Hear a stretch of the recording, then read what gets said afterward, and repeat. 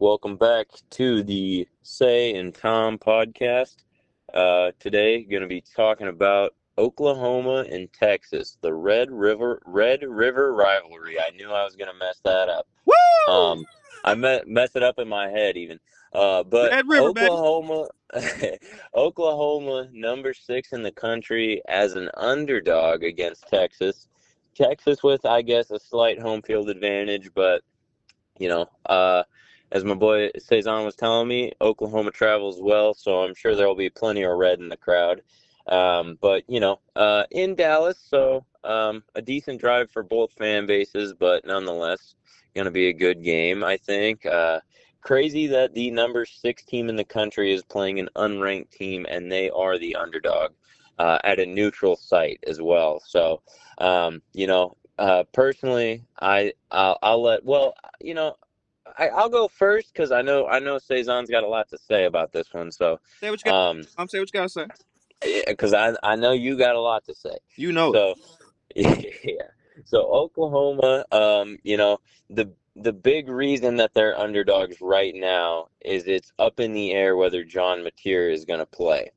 I forget what the backup quarterback's name is, but Andrew Hawkins Andrew Hawkins. Jr. Now they won 44-0 against what was it, Kent State?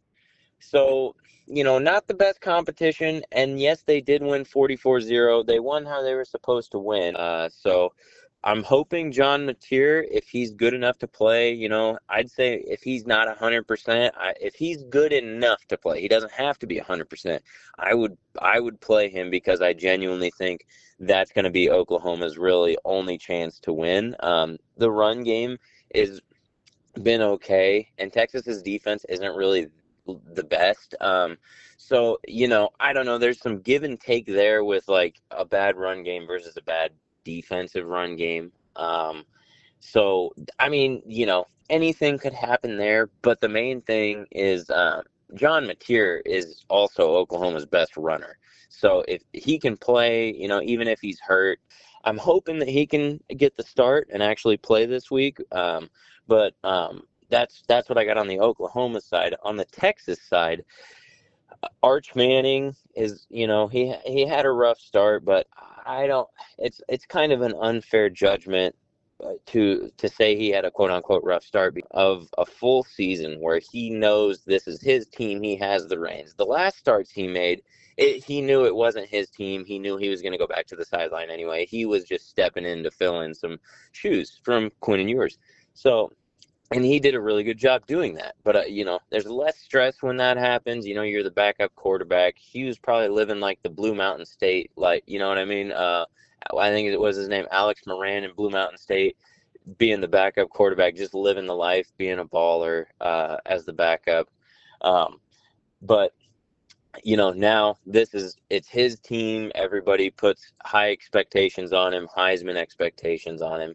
So he can turn it around still, and I think he is a little bit. So, but for my prediction, I think Texas wins if John Mateer doesn't play, just because I think it's going to turn into a street fight with no John Mateer. And I like Texas in a street fight over Oklahoma if Oklahoma has no quarterback. So, Cezanne, I'll let you take it away. Let me hear about your Sooners, buddy. Boomer Sooner, baby. Uh, Coming into this game, it's the best rivalry game in college football, in my opinion. The Red River Showdown, as it's now known, since they changed the name. Uh, the number 6 Oklahoma Sooners going to Dallas to take on the Texas Longhorns, who are now unranked, so no ranking for them, no number in front of their name. Yeah, let's talk about Texas. Texas, I don't know what's going on with Texas, man. Arch Manning was supposed to be the prodigy. He was supposed to be the next great quarterback, the next great Texas Longhorn. And so far, through this season, he has not lived up to the expectations. And he has questions all around him. People are questioning whether he's really good or not, whether maybe, it's just that he's nervous or that there's too much attention. There's too many expectations, on his last name. He's still a young buck, and like you said earlier, like he hasn't had too much playing experience as a starter. Last season, Quinn Ewers was still there. Arch Manning filled in for a couple games, when he was hurt, but it wasn't his team yet, like you said. This season, this is his team, and so far, as the starter, as the guy, he has just not been able to live up to those expectations as I talked about. Yeah, Arch has not been able to figure it out yet, and it's hurting Texas. They already lost their second game of the year last week against Florida, and this is not the kind of season that they were hoping to have. And they still have a very long season in front of them. They have to play Oklahoma, they have to play Georgia, they have to play A&M. Like it's going to be a long season for them if they don't figure it out. So I'm kind of down on Texas right now. I thought they were going to be a lot better than they were, and I'm surprised by how they're playing. So coming into this game against Oklahoma, I don't have a lot of confidence in the Longhorns, just from their offense and from the O line. The O line is also another thing, another factor in why they're not playing well. So they got to get that figured out before this weekend because the Oklahoma defense is not playing around this year. We shut out Kent State last week, but pitching shutouts like that's not something Oklahoma is used to doing, and you saw how we played against Auburn and Michigan. Like this defense is here to play. They are gonna come after you. 10 sacks in one game? Are you kidding me? Like that's ridiculous. And if they come and play like that this weekend against how Arch has been playing so far this year, he's gonna be in for a long night. It's gonna be a long night for Arch Manning. So Oklahoma, we're riding our defense this year. The big question is John Mateer. Will he play? Is the big question because that is going to affect the outcome of this game. I think Oklahoma takes it either way. I have confidence in Andrew Hawkins, the backup.